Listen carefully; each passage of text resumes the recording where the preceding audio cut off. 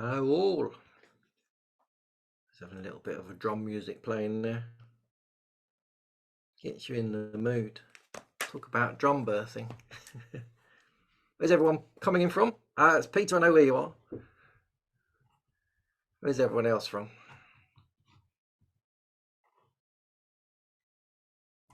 Welcome, welcome to the first one of this year. The scary thing is it's almost into January. Where's the month gone?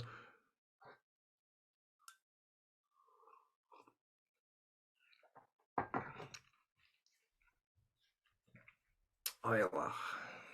Hello, Iowa.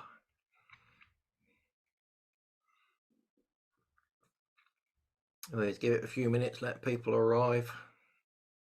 Today we're talking about dragons in shamanism and drum birthing. Somebody asked to know about a ritual for drum birthing, so I'll explain the one that I use.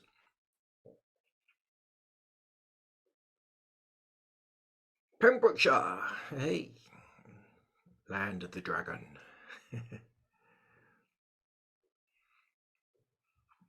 We like Wales, good and rugged. It's very much like Devon and Cornwall, really, in some ways, and very close. When I go to the north coast of Devon and I can see Wales, and I wave at it across the.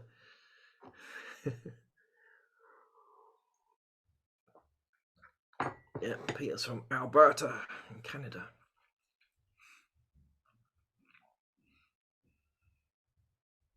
There's a fly flying around. We'll normally give it a couple of minutes past and then let people come in. Sorry, I've been noticeably absent the last few months. Don't mind, Peter, we all get busy.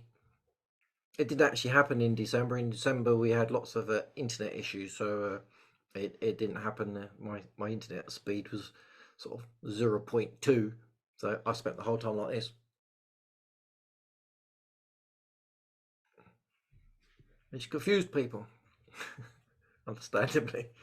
There's me saying, and I'm explaining something, and they're like, "You're not moving." Okay.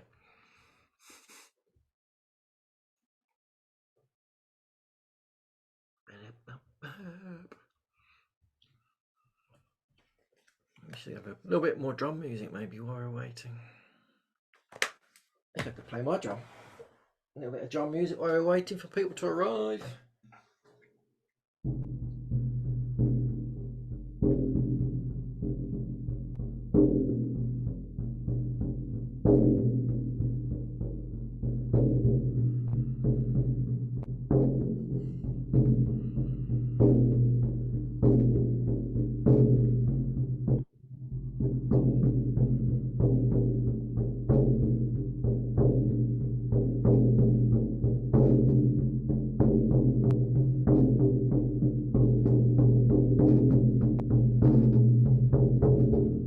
Big drum, then there's the little one. That's my travel drum. This is my ceremonial drum. Do you like the artwork? A beautiful lady in Finland basically took my really scribbled drawings and turned them into those beautiful pieces. Welcome people. Just saying, we just wait for people to arrive. Pop in the comments where you're from if you want to tell us where you're coming in from. We've got Wales in the house, Iowa, Canada. Where's everyone else from? Bing bong. I would say Avon's calling. Adverts for the 80s, I think. Welcome people.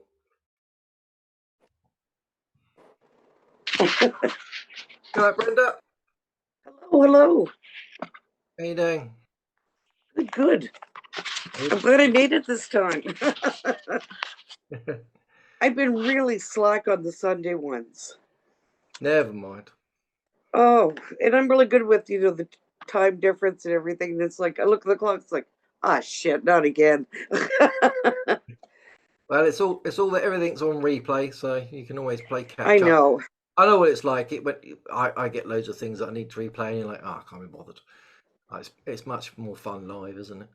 I do. I do like the live instead of like the old Memorex, right? Yeah, if people want to see where they're popping in from, it's always good, nice to see the spread throughout the world. I'm here So, from Dartmouth, Nova Scotia. yeah, I'm in Dartmouth, Devon. There you go. And you're in Which, Dartmouth, yeah. which one came first? Oh, definitely Devon. It was probably there, but it wasn't called Dartmouth, was it? I was gonna say, it's funny. My brother-in-law's mom was from Devon. No. Yeah, it's a nice My part. nephew, my nephew just got back from Bridgewater. Oh, yeah. He was there for work for 10 days. Yeah, that's not far from me. It's sort of up and sort of north a little bit. And Right on the coast. Yeah, pretty excited. cool. Give it another minute or so. Let people arrive.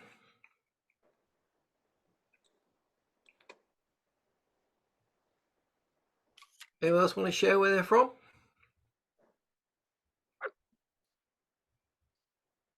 No, don't have to. You don't want to. Welcome, welcome. We haven't started yet. We're just welcoming people. I know what it's like. Sometimes it takes a while. You press the Zoom button and it does all these silly updates, and you're like, "Come on, I'm trying to get on."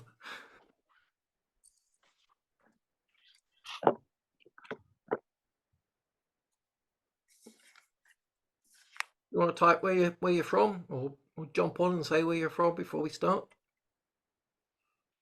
Don't be shy. That's fair enough. Everyone's a little bit shy today. Slow start to the year. Yeah, these meetings used to be at the beginning of the month, so I've moved them all to the last one of the month, last Tuesday of the month. And this is the one that we should have done at Christmas, but there was lots of issues with the internet, so we're doing it now. And then I haven't got a plan for the rest of them, so I'm open to anyone saying I'm really interested in this thing about shamanism, and maybe it doesn't have to be shamanism if it's sort of loosely related. I'm happy to talk about it.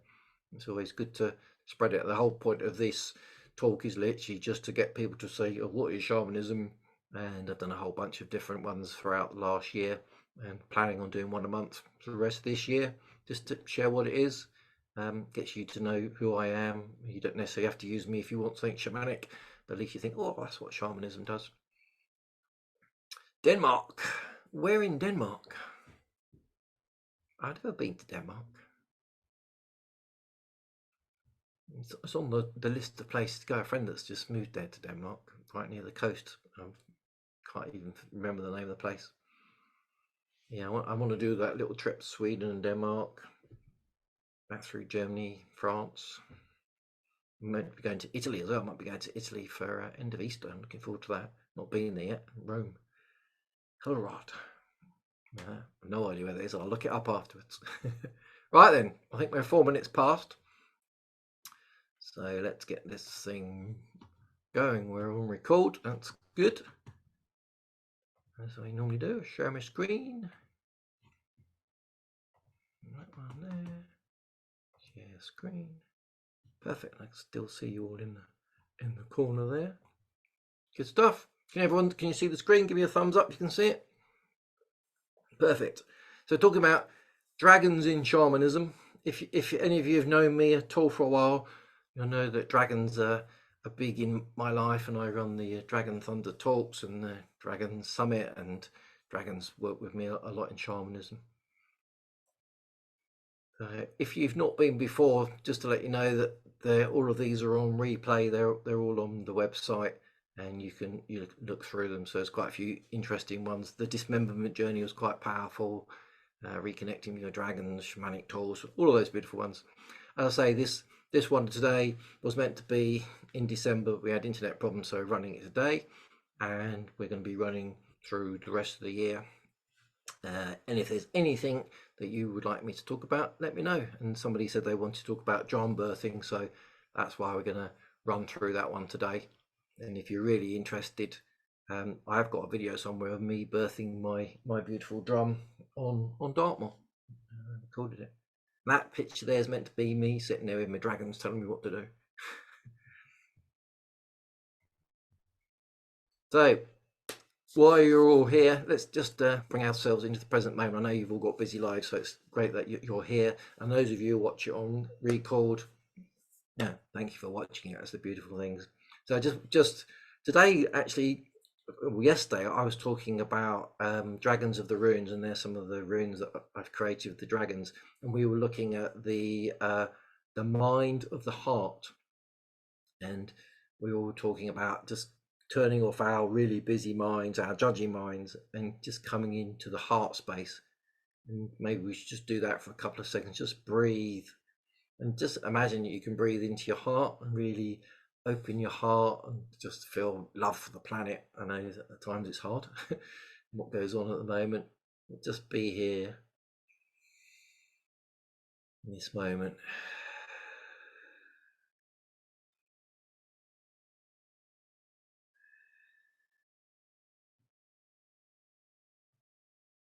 Beautiful. I called in Grandfather Fire, and I've called in all the dragons of the runes and all the dragons that I work with. So they're here holding a beautiful sacred space for us. Beautiful. It's nice to have a little pause. So let's talk about dragons in shamanism. So why do dragons even come and assist us? And there's many reasons, and I just love that beautiful picture of that white dragon, the cream dragon. It's gorgeous. It's huge. Obviously, they're not all necessarily that large. Sometimes they come to us to wake up our souls. Sometimes we're asleep. We're stuck in the 3D. We're stuck in the trap almost. So sometimes they come along and just wake us up. It's quite a shock to meet a dragon. Most people that I know who've met dragons and in this reality or in a dream, I've said they were shocked, they were afraid, they were fearful of it, and that's what they come into. They come into, it's quite a shock, and it's quite a spiritual thing to meet a dragon. Sometimes they come in because we need courage. They're just coming in because of that. Somebody's trying to phone me. Just turn that off. They come into our lives to provide us with courage. So maybe there's something we need to do. Maybe there's a leap of faith. Maybe we need to leave a relationship. Maybe to leave a job. Maybe we need to follow our hearts rather than our minds, which many of us do. So they'll come in then. For me, they definitely come in when there's a spiritual attack that's occurring, and they'll protect you. And I've been on many journeys with my students and my clients where we're going on a shamanic journey, and there's some sort of entity that is necessarily not helpful or trying to attack us at the worst, and that they come in, and you can imagine that a dragon the size of a mountain protecting you, you're going to be protected. They also come in sometimes to remind us of our magic. We've forgotten the word magic. It's a bit like witch and dragon. They're all mythical. These things aren't mythical. That's just the education that's changed it, and we won't go into the depths of that, but magic is there. We are all magic, and we are full of magic, and your dragons often come back when you start to tap into magic. Many people, when they start Reiki, which is a sort of magic, or Rahani, or shamanism, or any sort of healing modality, often the dragons will come in, and of course many other types of spirits will come in as well. They also come in because they're healing. They're very powerful healers, and I've got 3 dragons in my shamanic temple that are always coming in to help me. They're there to protect while the healing is going on. They'll come in and they'll help with actual physical healing, or soul healing, or aura healing, or chakra healing. There's small ones that will go into your chakras and clean them for you. So they definitely come in and help and heal. They also come to help us heal other people. So if you're a healer, a dragon may come in to help you heal other people. They're there standing with you, guarding you, protecting you while you're doing your healing, your magic. They also come in to help us heal animals, plants, planets, and galactic systems. And at the moment, obviously, on Earth, we're sending a lot of energy to Gaia to help her heal from the ravages of the humans. The dragons are very powerful. They're very friendly. if you're on their side. If you're not on their side, then they can be quite powerful and quite ferocious. So dragons for me in shamanism appeared first in April 2017, and there's a long story then I won't go into now because I've said it many times before. But basically, I was riding my horse out in the British countryside, and a full-size dragon appeared and scared the bejeebers out of my horse and me. At that point, I'd not really heard of dragons other than seeing them on the telly, Puff the Magic Dragon and all the dragons that were raiding villages and knights were killing them, and all the rest of it. That's what dragons were to me, so it scared the bejeebers out of me. And many other people have got a story of meeting a dragon and just remembering what our culture thinks of as dragons. If you're in China, you think of a dragon completely differently. I mean, it's coming up to the year of the dragon. I think it's the 10th of February we start the year of the dragon, and for them, it's a being that's lucky. Basically, that's the easiest way to describe it. I think for us, in our reality, we think of them burning down villages and people having to sacrifice and them stealing all our gold, and so that was my first thought. But over time, I've met other shamanic people, Reiki masters that have worked with dragons and that, and they started to educate me on how to work with the dragons, how to talk to the dragons, and the dragons have since trusted me a lot more, and I've trusted them a lot more. And recently, 27 of them came in, and they came in and channeled they call them the runes of the dragons, and you can see some of them there, and I've got them in multicolors and the rest of it. But basically, they came in and wanted to say there's 27 of us. We're not just there's many different dragons out there. They were like a council of the dragons of the runes. And I found out that the dragon that came in April 2017 was one of these, and it was a water dragon. And back before on the last slide, I was saying, why do they come in? And they came in basically to wake up my soul. I was in IT. I was a computer person. I did the 9 to 5. I did what you meant to do. I was going to sort of work until I'd been there until I was 67, retire, live my 10 years, and basically in many ways asleep. No idea about spirituality or anything. And that dragon coming in just was a huge experience. I thought I'd lost the plot. Thought I'd been working too hard, and that's it. Came in to wake me up, and in waking me up, I obviously followed that connection a lot deeper, and a very deep connection now with many dragons. So the dragons I work with during my shamanic practice, as I say, they provide protection during rituals and ceremonies, and whenever I go on a journey. So often when I go on a journey, the first thing I will do before I even go on one, I will call in the energy of the dragons. And a recent example, we were in Glastonbury, where there's beautiful energy, but there's also a lot of dark energy. And it's one of the chakras of the world, so understandably it's going to have people there that have got ill intent and good intent. And we were going on a journey, we're going on a past life regression, and the people in their minds and with their free soul were walking up the Tor. If you've been to Glastonbury, it's a beautiful walk. And they're walking up there to meet their ancestors, their wise ancestor, so that they could basically go through and receive a gift and clear some of their ancestral traumas.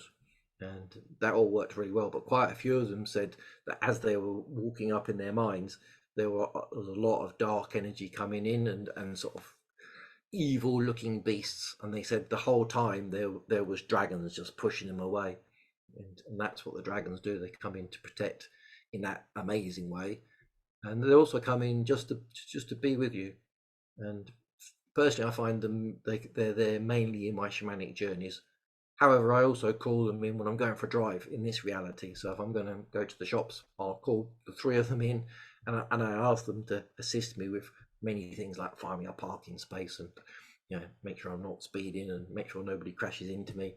And when you walk with the understanding that you've got a dragon with you, you just imagine that how powerful you can feel and how protected you feel.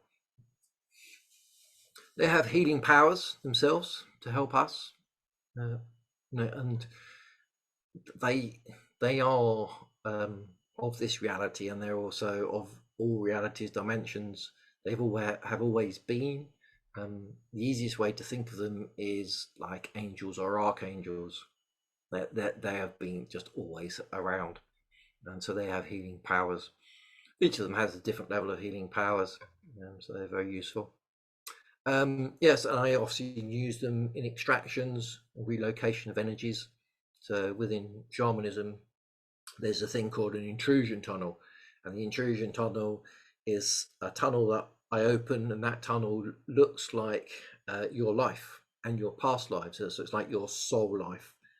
And what can happen is, at certain points, all of us have traumas in this life and in past lives. What can happen is an intrusion can attach itself into your soul journey, and what it can do is it can leech your energy. So you might be perfectly fit and healthy but just feel tired all the time or whatever. You could have illnesses, dis-ease as we call it. And what the dragons can do is, because again they're so big and powerful and healing and strong, there's nothing out there that I've met so far that resists a dragon. And if it does, then the dragon asks its friends to come in, and you've got 2 or 3 dragons. They've got such power, they can extract anything. And on a recent one, for example, one of the ladies had fibromyalgia for many years, and we were trying to go back and see if there was a trigger point on it, and we found it.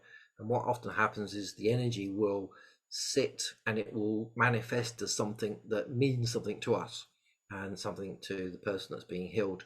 My dragons went in and they went round a corner. They went back sort of 20 or 30 years in this person's life, and they came dragging out literally a 40-foot crocodile. And this crocodile was basically a manifestation of the trauma that had occurred in her life. And when we removed it, she went from being a 0 for many years out of 10.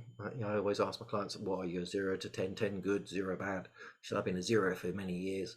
Afterwards, she said immediately she felt like she was about a 5 out of 10. And she's been working with the dragons ever since, and improving her health. So yeah, and the good thing about dragons is a bit like your angels and your archangels. Their interest is just pure love for you. That's their whole interest. So dragons in shamanism is very powerful, and you don't have to be a shamanic practitioner to call in a dragon. That I must say, that is, they're working with me in shamanism, but dragons will come in and assist anyone that calls them. And moving on to that, you can each have a dragon friend, guide, whatever you want to call it. Often people get very confused about dragons, and it's very hard to remove from your mindset all the programming you've had about dragons, and you're thinking of them as big beasts and scary and the rest of it. But they can sometimes be very small and friendly. They can be fluffy, they can be furry, they can be feathered, they can be more snake-like. They can actually be very humanoid looking as well. And the important thing is that you need to have the prerequisite that you believe in dragons. You're not going on a journey to say, prove it to me. They're not going to come out there just like, yeah, what's the point? We're not interested in you. They're interested in people that already feel a connection to dragons. And if you're on here, you've probably got some sort of feeling that maybe there's something out there. And in this picture, you can see there's a dragon at the base of my drum and two dragons at the top. So you can see those are my three main dragons that have been in my life since well, so what are we now? So must be 6.5 years now. And they've probably always been there, but I forgot. And then they reminded me by landing as a big dragon and waking me up to it. And maybe your first meeting of the dragon will open something up for you.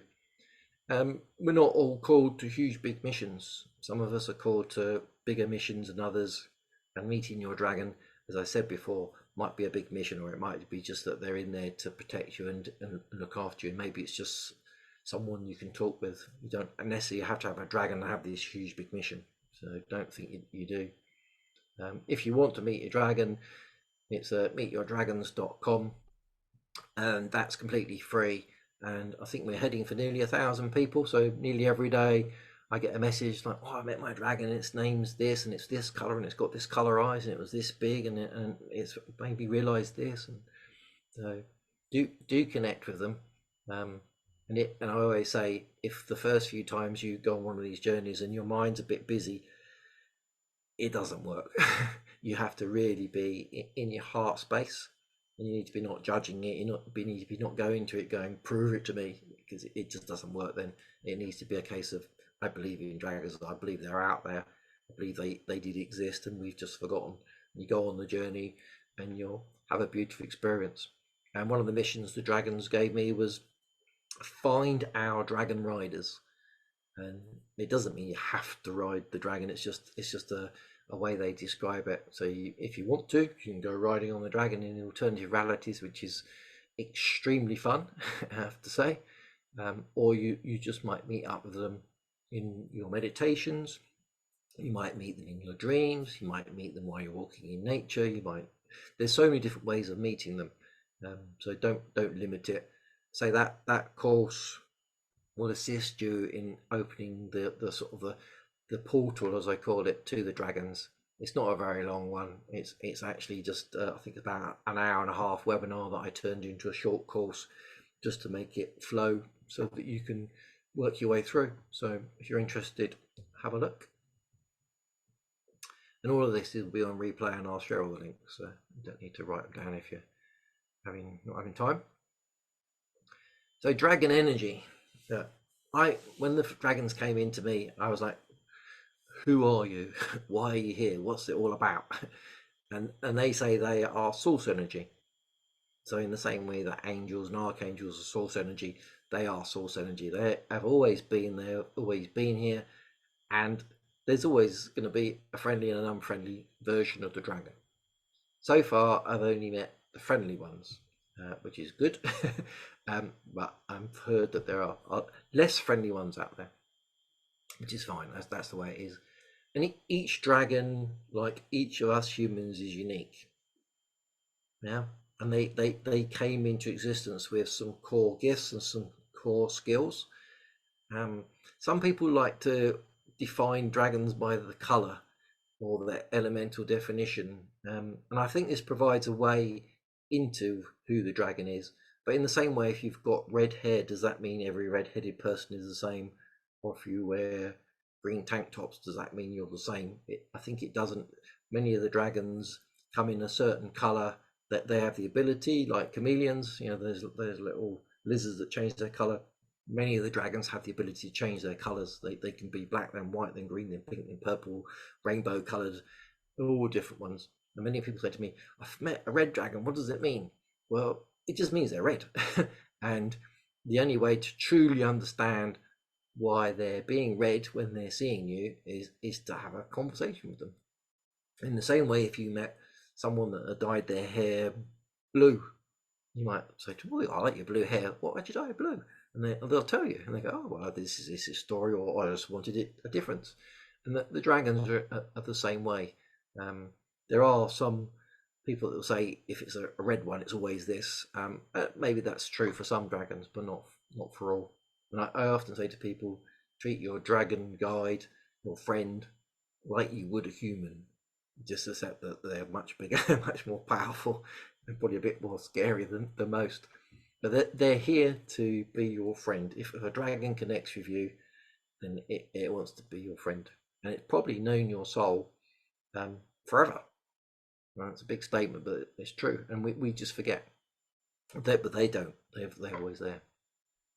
Yeah, and as I say, that dragons are far too complex for us to define them by their physical attributes, the elements, whether they're wind dragon, wood dragon, fire dragon. Obviously, if they're a wood dragon, they're more likely to work with wood. If they're fire, they're more likely to work with fire.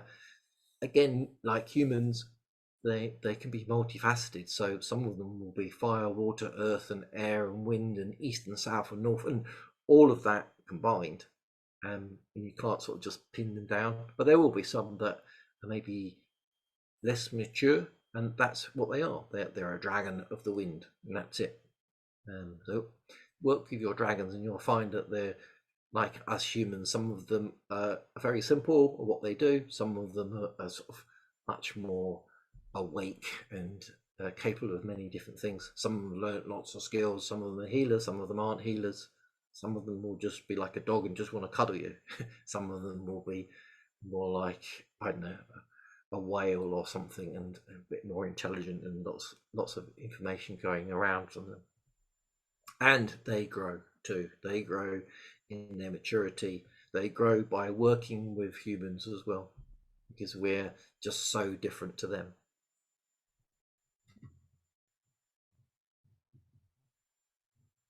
So put that in the chat. Less friendly dragons will often have a very important message for you. Yeah, yep. They probably always got a message. It's true. And then I just wanted to sort of talk about dragons, and this beautiful little dragon here. I think it just gives you an idea that not all the dragons are great big fierce things. And just because it's a small little thing and it looks really cute, it doesn't mean it's not powerful. It doesn't mean it has strong magic. And probably the smaller it is, the fact that it's not got physical presence, it probably is very strong in the magic. It's probably very strong in its wisdom. Yeah, so even though they might be small and cute, they can still be extremely powerful. And I've met a few small ones, and they seem to be the wisest ones. You know, you've got the big beefy ones, and then you've got the small wise ones. I find, yeah, it's very hard to be strong and beefy when you're only this big. So hopefully you've heard of Dragon Thunder. If you haven't, let me just explain. Dragon Thunder is a group of individuals who love dragons, and that's all we do. We talk about dragons, we share about dragons, and it doesn't have to be that you're into shamanism or Reiki or healing. Dragons come into all sorts of people at all levels of their life. And we have a Facebook group, and there's about 1,700 people in it now, and it's a nice friendly group, and we all share. And if anyone gets rude and horrible, I kick them out immediately. We're not there for that. It's a nice friendly group. We have a yearly summit where we talk about dragons. It's called the Dragon Thunder. Thunder is a collection of dragons. Imagine 5,000 dragons flying through the sky. It would sound like thunder, like major thunder. That's why I called it Dragon Thunder. And it was a message that came through from the dragons. There was a summit last year, and all of the replays are available at dragonthunder.info. They're all free. There's about 30 speakers. And then what we do each month is we have one or two speakers come on, and they talk about their dragons. They share their healings, they share their ceremonies. There's one lady that shares channeling, and she actually has a dragon talk through her. And again, those are all there on that, what I call the Dragon Portal, and they're all free. And if you go to dragontalks.info, you can see the speakers that are coming. The last one we had was very interesting. One of the ladies was talking about, there's a lady called Alphedia, if you've ever heard of her. She was talking about dragons coming into her life and how dragons made her a millionaire. And she was very ill, very poor, and on benefits, and the dragons came in, and she now talks about dragons a lot, and many spiritual things, and channels dragons. That's a very interesting talk. So if you're interested, have a look at that. And then coming Sunday, the 4th of February, we've got a couple of beautiful speakers again talking about dragons and sharing theirs. The great thing about dragons is that it's so wide, the way people work with them. It's different, and we celebrate the difference rather than go, oh, you're different to us. You work your dragons that way and we work them that way. We don't do that. We do. The dragons have said, keep it simple. We're all one big dragon family. Yes, we're all a bit different, but don't do what you humans do, where you split yourselves into groups and smaller groups and smaller groups. Don't do that. We're dragons, and we work with you all in many different ways. So sort of don't argue who's right, because you're all right. And then just wanted to talk about the dragon runes. After the dragons came in, my three main ones said, we would like you to channel the runes. I was like, the what? The runes. I was like, okay. I thought they said ruins, as in like a ruined castle. And they're like, no, the runes. And I was like, okay. And as you can see on that's some of the rainbow colored ones. The runes are very simple, and what they channeled was some very simple ideas of how you can connect with them. And they said the only way you can truly understand is pull a card, go on a journey, however that is for you, and connect with the dragon of that rune. So recently, actually, yesterday, we were talking to the mind dragon, but rather than it being the mind of the head, it was the mind of the heart, and it was extremely powerful journey. It really was, and we met with the mind dragon, the mind of the heart, and it really opened our hearts. We were all like so high afterwards of meeting this dragon. And what we do is we go to the lower realms, and there's a bit like you can see here on the shield here. There's actually a grove, and that grove has got a huge big stone plinth, and within it is a rune of each of the dragons, and it's big enough for like a full size, imagine a sort of double decker size bus type dragon to land on it. And there's a blank one, and what we do is we journey to that. We stand there and we meet the dragon, which is beautiful. And what I'm doing is I'm looping around that one each week. I think we're on the 11th now. But yeah, if you want to join that course, you can just pop in at any point, whether it's the 1st or the 27th, because we'll just keep looping back around, meeting the dragons. So that's there if you're interested. And that's again another way they work with me. If I'm doing a shamanic journey, then I will pull one of the rune cards, and I've got in my mind the intention that this is a message for the person that I'm working with, the client. And obviously, if you've got a version yourself, you can do that yourself in the same way you would any sort of tarot cards, basically. They cost £88.88, and that gives you a rune booklet. It explains each one as well. And that sort of leads on to drums and dragons on my drum. As you saw there, I've got 3 of my dragons on my drum. They're the 3 main dragons that came in. So it's Agatha, Sophia, and Georgie. And some people say you shouldn't mention your dragon's name. I like to clear that up, that a dragon's name that it gives you is not its power name. Dragons have their own name, which is a more powerful one, and there's thoughts that if you know the powerful name, then you can somehow ensnare it, imprison it, and there are dragons throughout the world and the universe that have been imprisoned. I did once ask my dragons to give me their name, and they said, well, if we actually told you our names, the vibration of it would probably kill you, because it's so multi-dimensional, so powerful, so deep, and it's colors and everything. So I asked, would you just give me a little hint? And they did, and it was, imagine going to a full-size orchestra, and that orchestra playing at full volume, and then imagine lots of flashing lights, imagine lots of smell, imagine the earth shaking. It was a bit like that, and I was like, oh yeah, I get why I can't understand your full name. But they do have a power name as well. I've not asked my dragons their power name. I've just got their simple name that I call them, and I think that's fine with me. If you wanted to ask them their power name, I'm sure they'd have to really trust you to make sure you didn't misuse it. So my drum, who's called Freya, I believe that all shamanic instruments, when they're fully birthed, have a soul. She has the 3 dragons on her, and so what we'll do now is transition into the request where somebody asked, how did I birth my drum? And if people are interested, I can share that video of me standing in the stone circle on Dartmoor. It was as the sun was literally setting and going down, so it's almost going to be dark, and you can see me walking around doing the ceremony. So for me, I think drum birthing's got 3 levels. The first one is the simplest one. You connect to your drum, and you do that just by feeling deeply into it and imagine it not as a sound making tool, but as a magical tool. And you can just do that yourself, just by holding it, connecting to it, and just feeling that. And when you first receive it, it's obviously, most of these are on animal skin.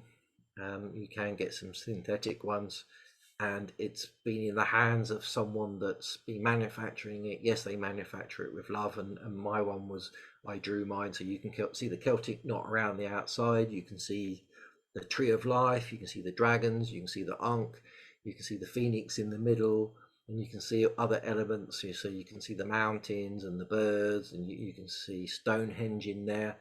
You can see the deer, you can see the warriors, you can see the mushrooms, and there's loads of elements in there that are powerful to me. So they're things that have occurred as I've learned about my shamanic journey, and I waited until I'd really had all that together before I bought a drum.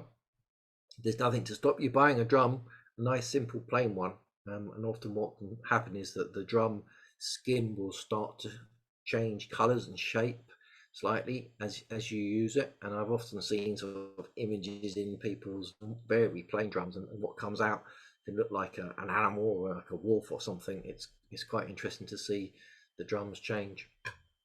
That's the simple one. When you first receive it, you take it as yours, and it's like, okay, it's now mine, and you can play with it and use it, but it's not truly been birthed.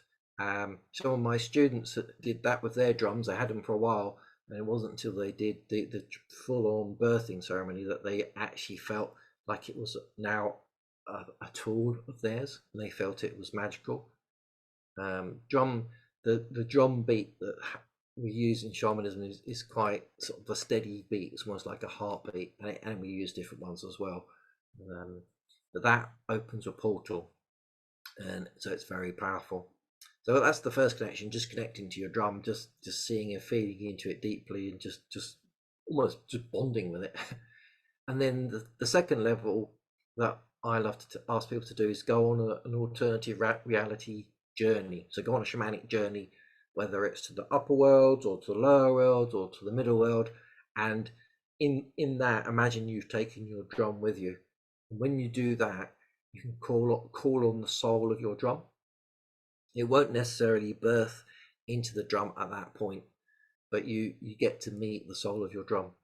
And because it's going to be a magical instrument, then the universe sends a soul to be the soul of your drum. And that's why my one's called Freya, because an essence of Freya, the goddess, is birthed in my drum. I'm not saying my drum is Freya. Freya can be in many different places, like any sort of magical being, but an essence of her is in the love, the warrior, the healer, are in the drum. And then the third level is when you fully birth it. So the first thing, you connect to your drum, you meet the soul of your drum, and then the third level is you, in this reality, is you run through a ritual, or you might want to call it a ceremony, where you basically birth the drum, and you show your drum to the elements, the directions, the sun or the moon, whichever you feel like you're called to do. So this drum, Freya, she was birthed under the sun that was setting, and then my darker drum was under the moon energy. So they I think they're sort of a bit of yin and yang there. And yeah, and you call in the soul essence of your drum. So the level that, I mean, there's lots of information here, but basically what you need to do is decide where you're going to birth your drum. Tap into, at the level 2, the soul of your drum, and find out, is it a sunset drum? Is it a drum that wants to be under the moonlight? Is it a drum that's connected to the water, or is it a drum that's connected to the trees or the forest? And tap into that and go, okay. So my one was like, it was really earthy, strong, deep energy, and it was a sun energy. So I went onto the top of Dartmoor, right in the middle, and I basically stood in a stone circle, and I called her in there. And what you do is you go to this place that you're going to go to, and you set up some fires. And of course, some places you can't set a fire because you might catch fire to the ground or whatever. So what I did, I took some lanterns up, and what you do is you put a lantern or the fire in each of the places. So you put it in the east and the south and the west and the north, so all the points of the compass. And you then imagine that it's the fire, the water, the earth, and the air elements that are at each of those points of the compass. And you can imagine an imaginary circle, or like I did, you could stand in the middle of a stone circle, and I used the extremities of the stone circle to be my east, the south, the west, the north, the fire, the water, the earth, and the air. That is completely up to you. And then what you do is you call in, if you're into shamanism and you've got spirit guides, you've got a spirit team, if you've got a spirit dragon or a dragon guide, you'd call them in to come and help you hold a space of utter pure light and love. You want a fully protected area because you're about to birth the drum. You want it to be clean and safe, and you want to make sure there's no energies there. If you're into saging and things like that, then you might sage the area and just ensure it's a strong, clean space. If you've got friends that are into holding space, then maybe come and ask them to help you as well, and maybe they could stand at each of the points, the east, the south, the west, the north, and just really hold a good, strong, solid space for you. I just did it on my own, and I just called in all of my shamanic temple. It's got many guides in it to help protect me. And then what you do is you take your drum and you literally walk around either your imaginary circle, at least a couple of times, just walking around it, waking the drum up, beating it gently. If it's a cold, damp evening and you are able to have a real fire, then it's always good to warm the drum up, because what can happen is the skin can get a bit slack and the drum sound can sound a bit like blomp, blomp, blomp, blomp, rather than a nice deep sound. So if you've got a real fire and you can do that safely, then do warm your drum up. Obviously don't over warm it. If you do over warm it, then put a bit of water on it, but so treat it carefully. Obviously not too close to the fire because it'll catch fire. And then what you do is literally you walk to the east and you circle it twice, the candle or the light of fire in the east. And as you walk around it, you start asking for learning, knowledge, and acceptance from the east for the drum and yourself. And you call that learning, knowledge, and acceptance into the drum. And once you finish with the east and it feels like you've got that, you walk into the center, you walk around the center, keep drumming the whole time. Then you walk to the south fire. Again, you circle that twice. And this time you're asking for physical strength, stamina, and health from the south. And you call that in for your drum and for yourself. And then again, you keep drumming, you walk into the circle and you circle around the circle, the middle of the circle. And then you walk to the west, the lantern or fire in the west. And the west is where the sun sets, and it is the time of our ancestors. So you're asking at this point your ancestors for the past, for the history, you're asking them to help come in now to the drum and yourself. And that feels extremely powerful, because if you've ever looked at how many ancestors you have, it's huge. And I know some of us have got ancestors that weren't that wise, but you're asking the wise ancestors, and you're asking the ancestors because they would have passed on. They're not in human form anymore. So all those ancestors that maybe you had some issues with, they're not in human form. They're in their spiritual form. So they're much more wise and assisting, and they'll come in and help you. Then you walk to the center again, and probably getting a bit giddy by now.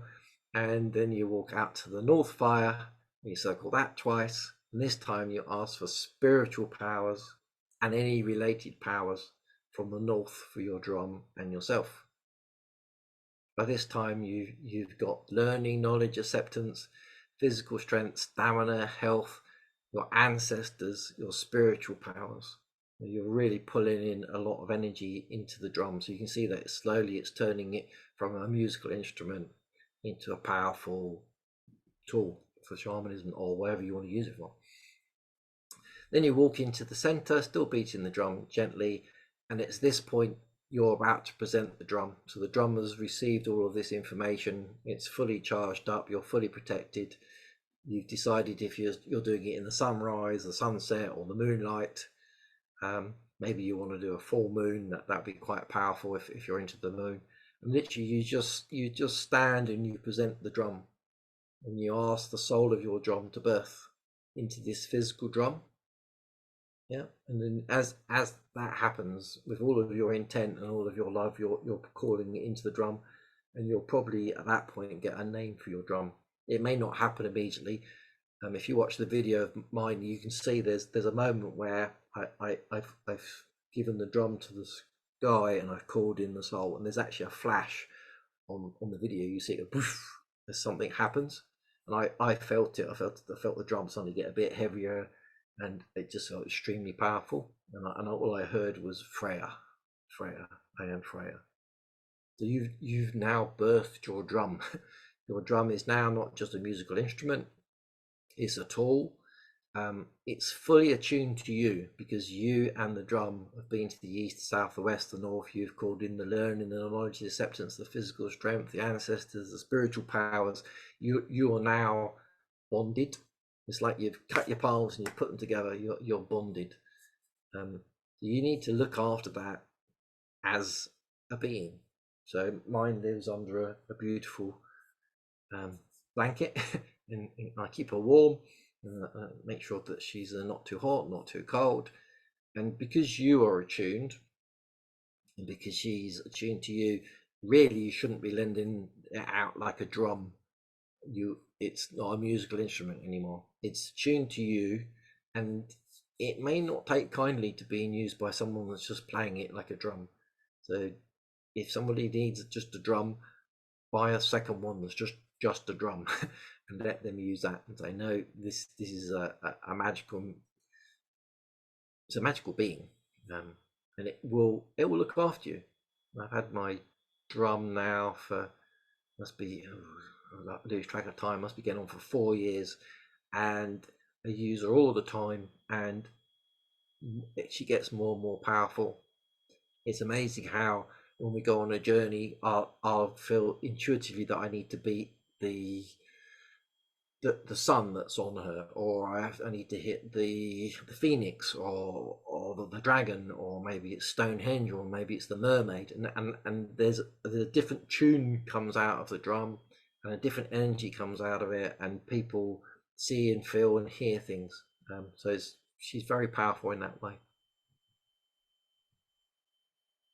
So, any questions on all of that? Let's read the chat. What's the chat say? Who did the artwork on the drum? Basically, I drew the artwork very roughly, and a lady in Finland did it. When I share this, I'll share with you her Instagram, and then you can go and see. And she's always creating drums. So if you want a drum that's pre-done, then she does beautiful stuff. If you'd rather have something to your artwork, she'll do that. It can take a while. You need to be patient, 2 or 3 months, but they do an amazing job. What else we got here?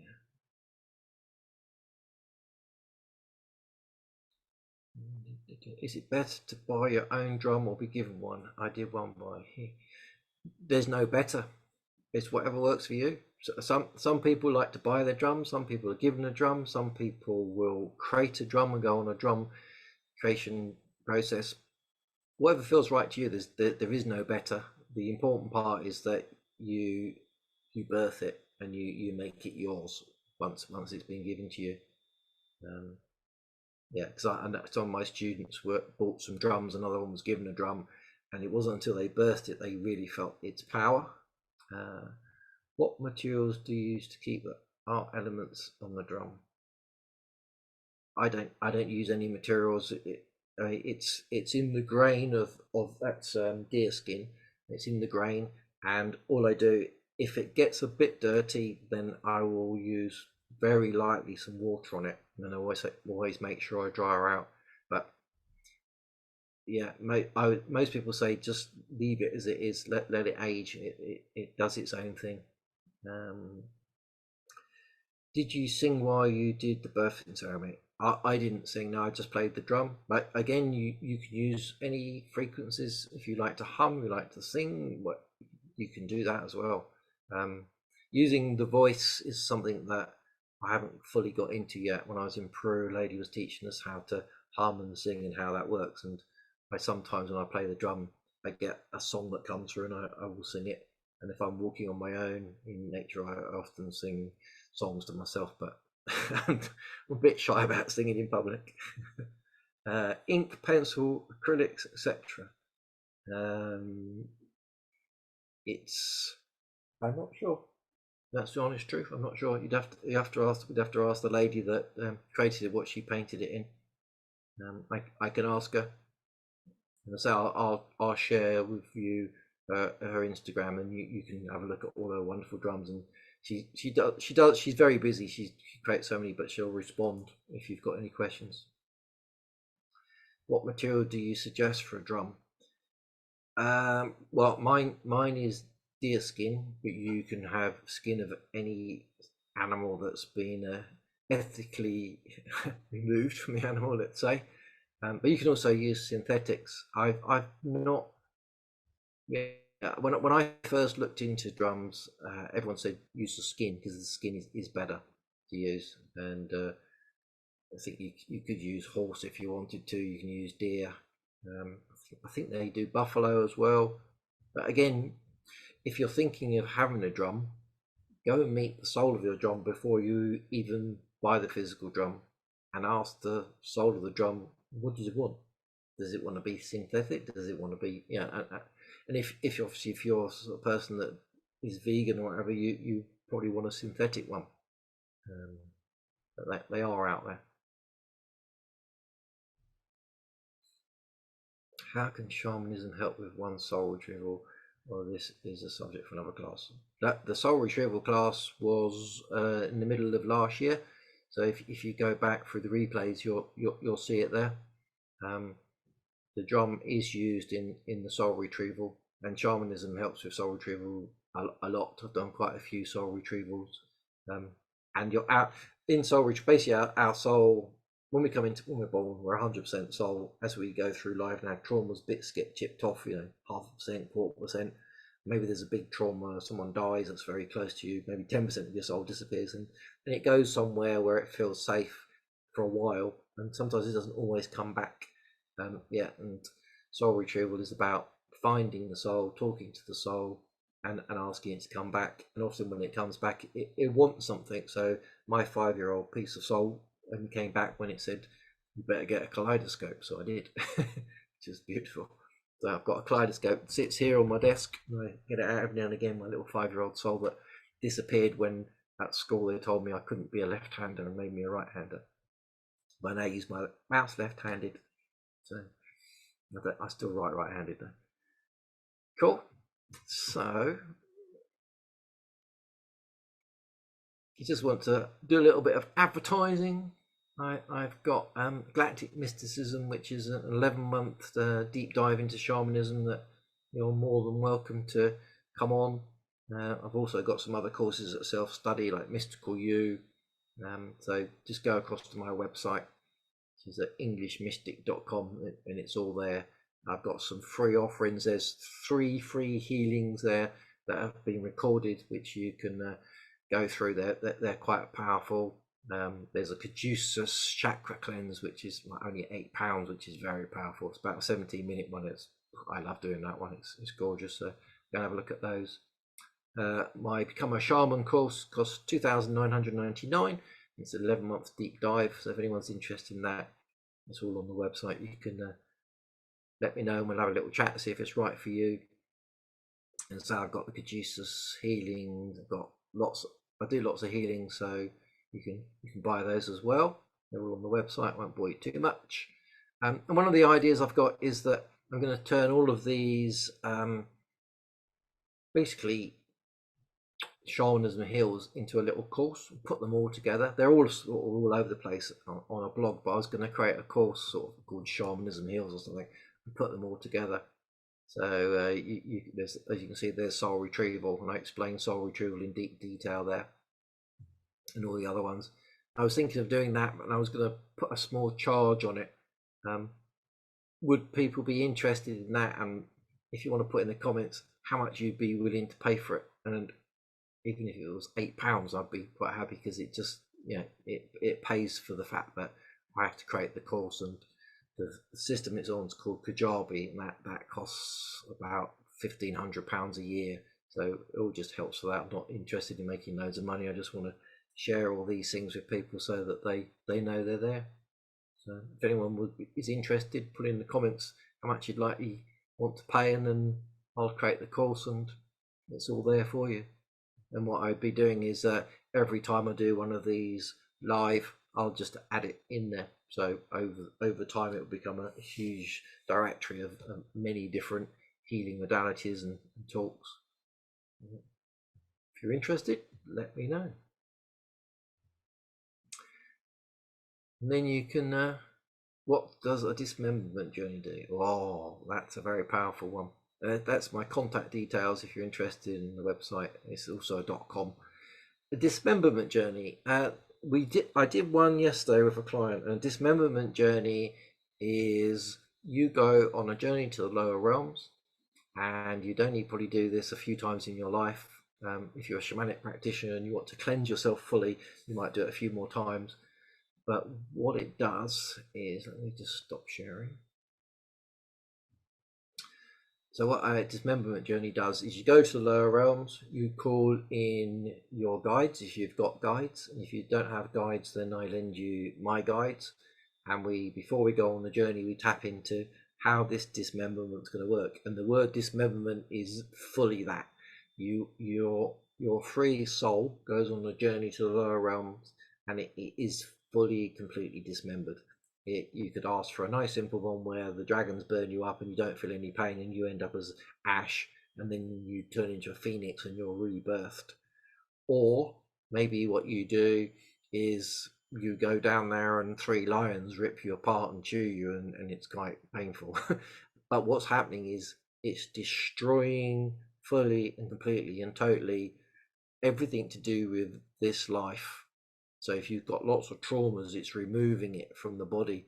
And often people say, even though I didn't get pulled apart, I felt like I was being pulled apart, and that's the trauma all leaving you. It truly is a powerful thing, and it's not to be done lightly.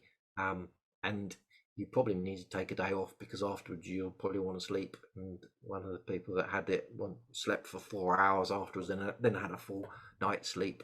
And the first time I did it, same with me, I was just completely wiped out, because it completely wipes you out. And what happens is they sometimes remember you, they build you back into the physical you on the shamanic journey, or you rise like a phoenix, or sometimes you're just a little blob, a little thing that pops back through into this reality, into this, and you just feel completely renewed. It's like having a chakra cleanse and an aura cleanse 100 times.